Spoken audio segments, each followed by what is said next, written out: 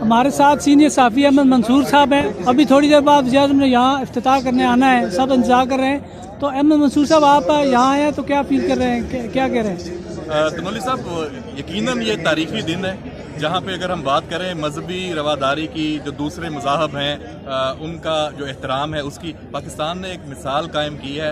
और हम तो यहाँ पे 40 दिन पहले भी आए थे, तो उस वक्त नहीं लग रहा था कि जो ऐलान करदा तारीख है उस तक ये मुकम्मल हो जाएगा, लेकिन दिन रात एक किया है और उसका क्रेडिट पाकिस्तान की रियासत को जाता है। और इसके जो बहुत दूरस्थ नताइज बरामद होंगे। राय आप देख रहे हैं कि सहाते में जो सिख कम्यूनिटी है दुनिया भर से आई हुई है, उनके चेहरों पर जो खुशी देख रहे हैं, उससे हम जो पाकिस्तानी हैं उनका जो खून है वो भी बढ़ गया है। और दुआ है कि जिस मकसद और जिस सोच के तहत इसका पाकिस्तान की रियासत ने इसका फैसला किया, इस पर अमल किया, वो आगे बढ़े। और बहरहाल सरहद के उस पार से भी ऐसा ही जो जज्बा है वो हमें देखने में मिले। आपने मुख्तलिफ लोगों से बातें की हैं, खासकर दुनिया भर से सिख कम्यूनिटी आई हुई है, तो क्या तासरात हैं उनके, क्या कहते हैं वो?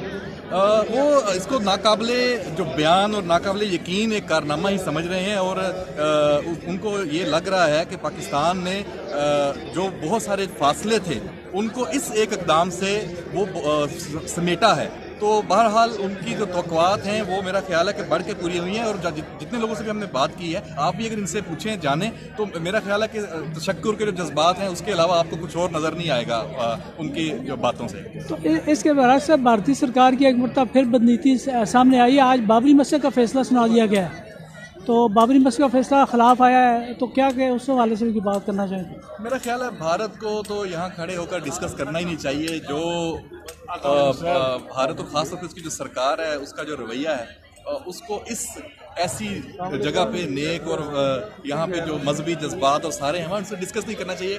वो तो इन चक्करों से बहुत आगे हैं। वो बात हिंदुत्व की करते हैं, वो जो दूसरे मज़ाहब हैं उनको तस्लीम ना करने की बात करते हैं, उनको दबाने की बात करते हैं, उन पर जुल्म सितम की बात करते हैं। जबकि यहाँ तो बिल्कुल उसके बरक्स एक सूरत हाल है। यहाँ पे तमाम मज़ाहब के एहतराम की बात हो रही है। तो बहरहाल उसका बड़ा बुरा असर होगा और किसी को उनसे कोई अच्छी उम्मीद है भी नहीं। और देखते हैं कि आगे क्या होता है। इस इक़दाम से मुसलमानों में यकीनन इश्तियाल फैलेगा इस इक़दाम से।